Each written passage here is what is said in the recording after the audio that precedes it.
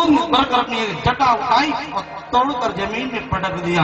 वीरभद्र प्रकट हो गए। आदेश क्या है वीरभद्र, चले जा दक्ष प्रजापति के यज्ञशाला को तहस नहस कर दे। जिस यज्ञ में मेरी पत्नी सती जल गई वो यज्ञ नहीं हो सकता। इस यज्ञ में किसी का अपमान हो वो यज्ञ कभी पूरा नहीं हो सकता। जा उस यज्ञ को समाप्त कर दे। दक्ष प्रजापति को भले जितने लोग कोई भी सुरक्षित वापस न जा पाए। वीरभद्र को भगवान शिव त्रिशूल प्रदान करी आए तो दक्ष प्रजापति का सर काटकर अग्निकुंड में डाल दिया। भृगु ऋषि की दाढ़ी उखाड़ ली, किसी के पैर तोड़ दिए, किसी के हाथ तोड़ दिए, किसी की आंख निकालकर हाथ में पकड़ा दिया, किसी का 3200 दांत तोड़ करके और हाथ में पकड़ा करके विदा कर दिया। यज्ञ में आए थे तो दक्षिणा मिलनी चाहिए ना, बोलो राधे राधे। तो हाहाकार में सारे देवता भागे भागे ब्रह्मा जी के पास गए और समस्त देवताओं को साथ में लेकर, ऋषियों को साथ में लेकर भगवान शिव के पास कैलाश पर्वत आते ब्रह्मा जी और समस्त देवतागण भगवान ब्रह्मा के साथ भगवान शिव की बड़ी सुंदर स्तुति गाते हैं। ओम नमः शिवाय, ओम नमः शिवाय, जय हो। सभी लोग आइए। हर भोले नमः शिवाय,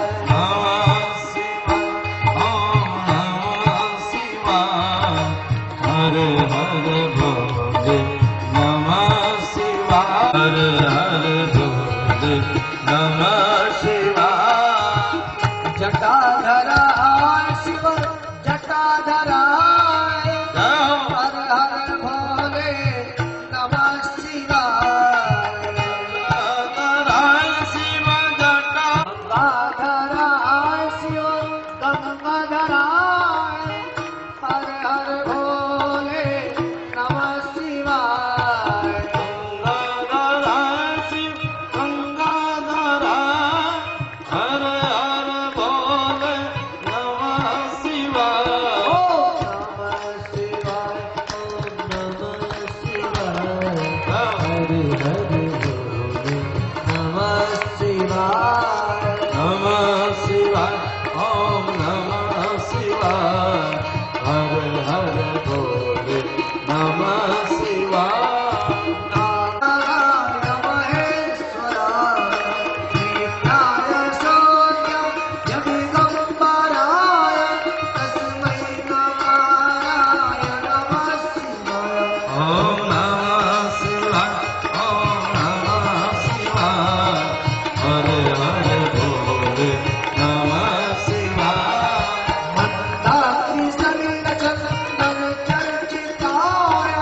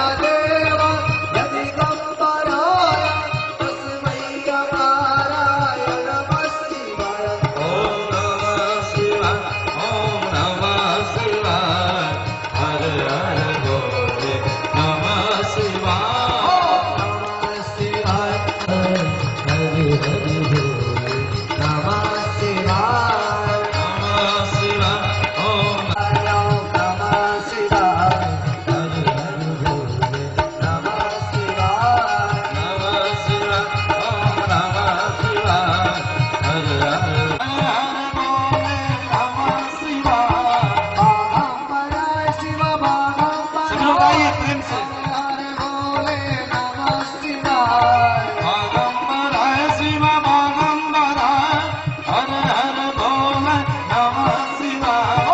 नमः शिवाय ओम नमः शिवाय। हरि हरि बोले नमः शिवाय। नमः शिवाय, हर हर बोले नमः शिवाय। ओम नमः शिवाय ओम नमः शिवाय। हरि हरि बोले नमः शिवाय। ओम नमः शिवाय ओम नमः शिवाय। हरि हरि बोले नमः शिवाय। हरि हरि बोले नमः शिवाय। हरि हरि बोले नमः शिवाय। प्रेम से बोले शंकर भगवान की जय। आवाज ही नहीं है भगवान। हे ठाकुर, यहीं से धीरे से हाथ उठा रहे हैं कि कहीं भगवान देख ना ले। और कन्हैया तो सुबह से जब से आए तब से आप ही लोग को देख रहे हैं, इधर तो ताक ही नहीं रहे। अच्छा आप लोग जरा मत बोलिए, हम देखते माताएं केवल हाथ ही उठाते हैं कि आवाज भी भगवान। बस अच्छा अब आप लोग बोलेंगे, आप लोग शांत रहिए, और जो जीतेगा उसको हम अपना मोबाइल पे देंगे ले लेंगे। इधर नहीं बोलना, इधर ये दोनों एक साथ बोलिए। तो प्रेम से बोलिए शंकर भगवान की। दोनों पार्टी बराबर है, मोबाइल एक है, लोग जीतेंगे, मार हो जाएगा इसलिए नहीं देंगे, अभी दाम का चीज है। तो निवेदन कर भगवान शिव तो छने दुष्ट छने दुष्ट रुष्ट चुस्त छने छने। भगवान शंकर तुरंत नाराज होते, तुरंत प्रसन्न। ऐसा देवता कोई हो ही नहीं सकता। एक मंदिर में, शंकर भगवान के मंदिर में एक भक्त ने सोने का घंटा चढ़ा दिया।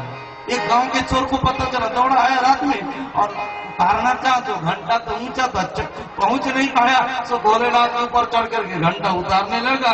घंटा बचा, भोलेनाथ प्रकट कर गए, बर्बाद। उसने कहा मैं भक्त नहीं, मैं चोर हूँ, घंटा चुराने के लिए आया था। शंकर भगवान ने कहा नहीं नहीं, ये तुम गलत बोल रहे हो। कोई मेरे ऊपर अच्छा चढ़ाता है, कोई फूल, कोई भांग, कोई धतूर, और तुमने तो अपने आप के ऊपर ही अपने आप को ही मेरे ऊपर चढ़ा दिया। तेरे जैसा भक्त मैंने देखा ही नहीं। बोलो राधे राधे। तो शंकर भगवान प्रसन्न हुए और ब्रह्मा जी को कहा ठीक है, यज्ञ पूर्ण हो गए। दक्ष प्रजापति का सर तो जल चुका था, तो जो बकरा रखा था बलि चढ़ाने के लिए उसका सर काट करके गढ़ में जोड़ दिया गया।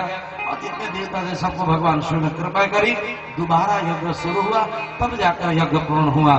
यज्ञ में अगर अहंकार हो जाएगा, घमंड हो जाएगा, यज्ञ अधूरा हो जाएगा। बोलो राधे राधे। पांचों भाई पांडव राजस्व यज्ञ कर रहे थे, भीम को घमंड हो गया, अर्जुन को भी जरा सा आ गया अहंकार कि मेरे जैसा यज्ञ करने वाला कोई है ही नहीं। यज्ञ का घंटा ही नहीं बचा। नियम था यज्ञ पूर्ण होगा तो घंटा बचे, घंटा नहीं बचा। पांचों भाई पांडव परेशान, गोविंद कौन सी कमी हो गई? बोले कमी तो जरूर हो गई। यज्ञ करने वाले को विनम्र होना चाहिए, सहने की क्षमता रखनी चाहिए, अहंकार नहीं होना चाहिए, बिल्कुल नहीं। कोई ना कोई कमी तो नहीं होगी। देखो कोई संत, कोई महात्मा, कोई ब्राह्मण भूखा तो नहीं है, कोई भक्त भूखा तो नहीं रह गया। पता लगाया नदी के किनारे डूब बैठा था सुपन भोजन, कुत्तों के साथ भोजन हुआ। बोला मैं क्यों? बोले नहीं जा सकते। और भीम को भी जाकर भीम ने आकर कहा आप चल रहे हो कि नहीं चलना मेरे यज्ञ में? तुम्हारे कारण मेरे यज्ञ बाकी, अभी तक घंटा नहीं बजा। चलो चलकर मेरे आप भोजन करो, मेरा घंटा बजे। बोले वापस जा। अर्जुन गए, बोले चलो मेरे यज्ञ को पूर्ण करो, फिर नहीं आया। द्रौपदी आई, विनम्रता पूर्वक हाथ जोड़ करके चरण पूजन करे, महात्मा मेरे यहाँ पधारो। हाँ मैंने शर्त लगाई है कि जो 100 अश्वमेध यज्ञ किया होगा और 100 अश्वमेध यज्ञ का पुण्य मुझे देगा, उसके घर में भोजन करूंगा। और तुम्हारे यहाँ एक अश्वमेध यज्ञ शुरू हुआ, वो भी अभी पूर्ण नहीं हुआ है। द्रौपदी जी ने कहा 100 नहीं, मैंने हजारों लाखों अश्वमेध यज्ञ कर लिए, आपको जितना पुण्य लेना हो ले लो। हम बात समझा नहीं, मैं एक यज्ञ भी पूर्ण नहीं हुआ, तू हजारों सैकड़ों यज्ञ की बात कर रही है। द्रौपदी ने कहा मैंने सुना है संतों के मुख से कि किसी संत के दर्शन करने के लिए जाया जाए, अहंकार का विसर्जन करके, अहंकार को त्याग करके, तो एक पग आगे बढ़ाओगे तो 100 यज्ञ से भी, अश्वमेध यज्ञ से भी पुण्यदायी फल प्राप्त होगा। निकाय सत्यों ने कि संत दरस को जाइए हजी ममता अभिमान ज्यों ज्यों पग आगे धरे कोटि यज्ञ समान, करोड़ों यज्ञ के समान हो गया, जितना लेना हो ले लो। आप बोले ठीक है चलो। आकर के अब तो सुपम भगत पे पत्तल यहाँ फेंका हुआ था, पत्तल से जूठा कण महाप्रसाद का कण उठाकर जैसे मुख में डाला, घंटा बच गया, यज्ञ पूर्ण हुआ। तो निवेदन कर रहा था अहंकार होगा योग पूर्ण नहीं होगा। दक्ष प्रजापति के अहंकार के कारण दुर्गति हुई, फिर दोबारा यज्ञ पूर्ण हुआ। उसके बाद अब मैत्रेय ऋषि विदुर जी महाराज को भागवत कथा सुना रहे। विदुर जी ने कहा अभी तक इतनी देर से तो आपने महाराज मनु के बेटियों की कथा सुने, आकुति देहूति प्रसूति, अब बेटे भी तो दो थे। हाँ बोले हाँ थे, कौन क्या क्या नाम था बताया। प्रिय भद्रुदान पादव शत्रुपापते सुधौ वासुदेव कलया रक्षया जगतो स्थितो। दो बेटे थे महाराज मनु के। अभी तक जो मैंने आपको कथा सुनाई ना, महाराज मनु की बेटियों की कथा सुनी, अब महाराज मनु के पुत्रों की कथा वर्णन किया। दो बेटे उत्तानपाद प्रिय व्रत जाए उत्तानपादस्य सुनीति सुचिस्तयो सुरुचि प्रेयसी पत्युं निद्रा यत्सुतो ध्रुवः। महाराज उत्तानपाद के पहले चरित्र का वर्णन किया। राजा उत्तानपाद बिठूर के राजा थे, सम्राट थे। इनकी पत्नी का नाम सुनीति था। सुनीति कहते जिसकी विचारधारा अच्छी हो, सुष्ठु नीति रहस्य स सुनीति, जिसकी बुद्धि अच्छी हो, जिसकी विचारधारा सुंदर हो, उसका नाम सुनीति। काफी दिन बीत गए, संतान नहीं हुई। एक बार राजा, पत्नी गर्भवती है, राजा को पता नहीं। राजा शिकार करने के लिए जाते हैं। एक राज्य की एक राजकन्या जिसका नाम सुरुचि था, उससे विवाह करके लौट आया। उसका नाम सुरुचि है। सुरुचि कहते हैं जिसका बुद्धि दिन रात सुंदर सुंदर खाना पहनने उड़ने खाने में ही जिसका समय बीते, वो सुरुचि है। और जो विचार पूर्वक धर्म का पालन करे वो सुनीति है। राजा विवाह करके लौटे, बड़ी रानी को पता चला कि मेरे पतिदेव ने दूसरा विवाह कर लिया, तो सोने की दाल में आरती सजा करके दरवाजे पे खड़ी हो गई कि जो आ रही है मेरी बहन के समान आरती उतारने के लिए।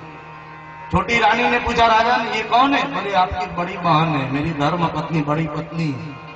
छोटी रानी ने कहा खबरदार, अगर ये घर में रहेगी तो मैं यहीं से वापस चली जाऊंगी, मेरे डोली वापस भेजो, या तो ये घर में रहेगी या तो मैं। कितना अंतर है। एक पत्नी आरती की दाल लेकर खड़ी है और दूसरी कर इसको घर से निकाला। जो जिसकी नीति जिसकी विचारधारा अच्छी होगी ना, वो कभी किसी से द्वेष नहीं करेगा। बड़ी रानी ने कहा राजन आप जाओ अंदर में, बाहर निकलने। बहुत दिन मैंने राज्य भोग लिया, बहुत आनंद उठाया, अब आप नई पत्नी के साथ प्रवेश करो। और कुटिया बनाकर वन में रहने लगे, भजन करने लगे, संतों की सेवा करने लगे। समय पाकर एक बालक का जन्म हुआ जिसका नाम पड़ा ध्रुव जी महाराज। प्रेम से बोलिए ध्रुव जी महाराज की। बालक ध्रुव का प्राकट्य हुआ और इधर ये संत महात्माओं की सेवा करने लगी। और छोटे से बच्चे को रोज कथा में लेकर जाते, अपनी भी कथा सुनती और बच्चे को भी कथा सुनाती। संस्कार पड़ा, बालक भक्त हुआ। एक दिन महात्मा प्रसन्न हो गए, बेटी वरदान मांगो। बड़ी रानी ने कहा, सुनीति ने कहा महाराज जी वचन वरदान देना, तो इतनी कृपा करो कि छोटी रानी को भी एक बेटा हो जाए, पुत्र हो जाए। महात्मा ने कहा बेटी जिसने तुम्हें घर से निकाल दिया, रानी से ये वन में रहने के लिए मजबूर कर दे, उसके लिए तुम पुत्र मांग रही हो। बड़ी रानी ने कहा जो उसे अच्छा लगा सो उसने मांगा, मुझे जो अच्छा लग रहा है सो मैं मांग रही हूँ। आपके साथ कोई गलत व्यवहार कर रहा है तो आप भी गलत करने लगेंगे, तो उससे गलत आप हो गए। बोलो राधे राधे। आपको कोई गाली भी दे आप उसको आशीर्वाद दो, तब ये महानता हुई, इसको महान कहते। आपने कथा सुनी होगी, एक बिच्छू पानी में तैर रहा है, महात्मा स्नान कर रहे थे, महात्मा जी वो हाथ में बिच्छू को उठाकर निकालना चाहे, बिच्छू ने डंक मार लिया, बिच्छू फिर पानी में गिरा। महात्मा जी फिर हाथ लगाए बिच्छू को निकालने के लिए, बिच्छू ने फिर डंक मारी, बार बार बिच्छू डंक मारता, हाथ हिल जाता, पानी में गिरकर डरने लगता। किसी ने देखा महाराज जी आप इसको बचाने का काम कर रहे हो और ये आपको बार बार डंक मार रहा है। ऐसा होता कि नहीं? अधिकतर लोगों से यही सुनने को मिलती, महाराज जी हम तो हमेशा भलाई करते हैं लेकिन जिसका हम मदद करते हैं वो हमारे ही पीछे पड़ता है। ऐसा लोग बोलते हैं। पढ़ने दो, करने दो उसे, तुम्हें जो करना वो करते रहो। वो भले तेरी बुराई करेगा, वो भले तेरे पीछे पड़ेगा, भगवान तेरी मदद जरूर करेंगे। ऐसा नहीं कि अगर आपको कोई पीछे पड़ा, आपका शिकायत कर, आपको गाली दे रहा, आपको अपमानित कर रहा है, आपका धन हड़प रहा है तो आप भी उसके पीछे वैसा ही करने लगो। बोले ये भक्त का, ये संत का, ये महापुरुष का लक्षण नहीं, ये तो दुष्ट का लक्षण है। उसको करने दो। महात्मा से किसी ने कहा महाराज जी आप इस बिच्छू को निकालने का प्रयास कर रहे हैं और ये आपको डंक मार।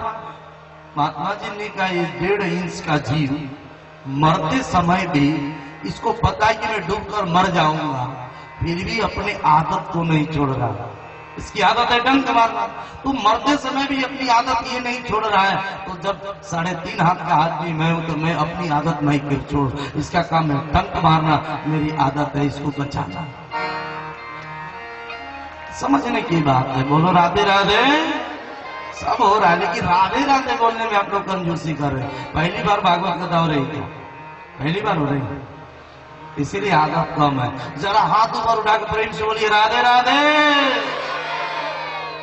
प्रिय राधे श्री राधे राधे राधे प्रिया प्रिया। ताली में आकर गाइए।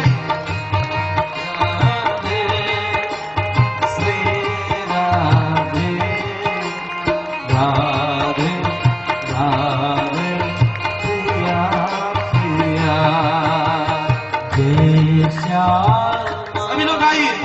श्री श्यामा श्यामा श्यामा प्रिया प्रिया।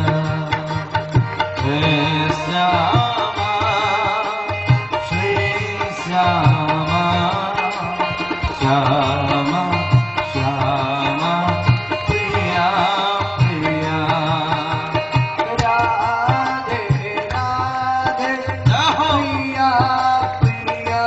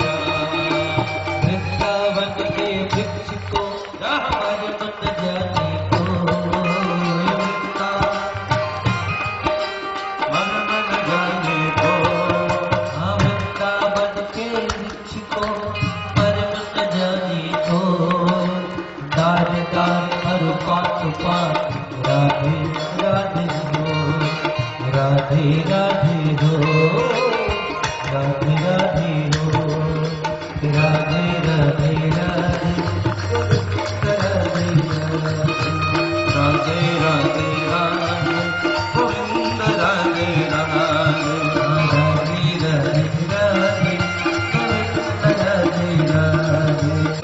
जय श्यामा श्री श्यामा श्यामा श्यामा प्रिया प्रिया प्रिया प्रिया श्यामा श्यामा प्रिया प्रिया राधे राधे प्रिया प्रिया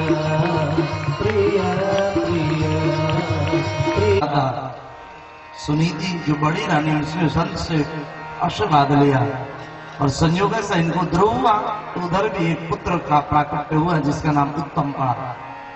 आनंद से रहती है कुटिया में। उधर वो राजभवन में ध्रुव जी महाराज जब 5 वर्ष के बने हुए तो अपनी माँ से बार बार पूछते, माँ मेरे पिताजी कौन है, मेरे पिता कहाँ रहते माँ।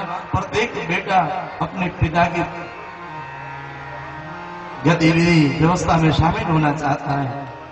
माँ मेरे पिताजी कहाँ रहते। एक दिन माँ ने बता दिया, बेटा निराश मत होना, ये अपने आप को हल्का कमजोर मत समझना।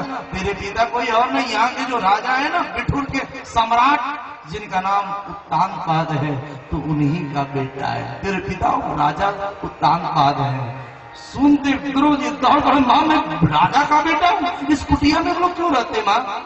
माँ इस कुटिया में हम रहते क्यों, जब हम राजपुत्र हैं तो हमें तो दरबार में रहना चाहिए। इस कुटिया में लकड़ी रोज तोड़ने जाना पड़ता है, ये फल तोड़ करके जिंदगी काटनी पड़ती है। माँ ऐसा क्यों होता है। अब 5 वर्ष का बालक एक माँ से पूछता है।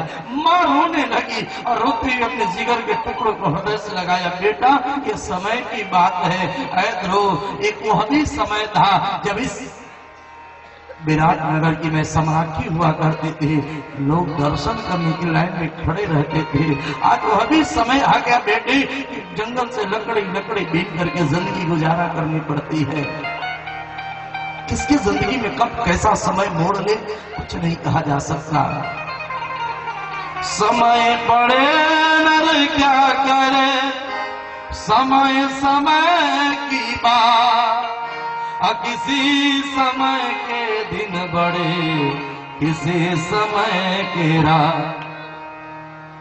मां रोने लगी, बेटा तुम्हारा जन्म तो भले राजमाता के गर्भ से हुआ है, राजा के बेटा तो तुम हो, लेकिन तेरे पिता ने मुझे निकाल दिया है। आपके पिताजी अपनी छोटी रानी के साथ रहते हैं, हम लोग इस वन में रहते हैं, हमें तकलीफ नहीं है, हमें दुख नहीं, हमें कष्ट नहीं है। पत्नी को कितनी बड़ी बात है, अगर पत्नी की जिंदगी में थोड़ी सी तकलीफ आ जाए तो पत्नी पति से बोलना छोड़ देता, पति को श्रापना शुरू कर देती है, अपने मायके चली जाती है, क्या क्या बातें होती है समाज में। लेकिन धन्य है सुनीति जो कहती कि नहीं बेटे पिताजी के लिए मन में गलत भावना मत लाना। ये मत समझना कि मैं तेरे पिताजी से नफरत करती हूँ। मुझे आनंद में खुशी, मुझे खुशी अगर हमारे पति हमसे अलग रह करके भी आनंद पूर्वक रह रहे, खुशी से रह रहे हैं तो हमें उन्हीं की खुशी में खुशी है। जीवन भर इस कुटिया में रहने के लिए मैं तैयार हूँ। भगवान राम ने जब माँ सीता को अंतिम समय में वनवास दिया, सज्जनों आप सभी ने रामायण में कथा सुनी होगी। लक्ष्मण जी को आदेश राम जी करते, लक्ष्मण सीता को वन में छोड़कर आ। और माँ सीता उस समय गर्भवती थी। माँ सीता के हृदय में उधर में लवकुश पल रहे थे। माँ सीता ने एक दिन ही पहले भगवान राम से प्रार्थना की थी, प्रभु मुझे संत महात्माओं का दर्शन करना है, मैं चाह रही हूँ कि महात्माओं का आशीर्वाद लूं, मुझे एक बार फिर से जंगल जाने की अनुमति दें, घूम करके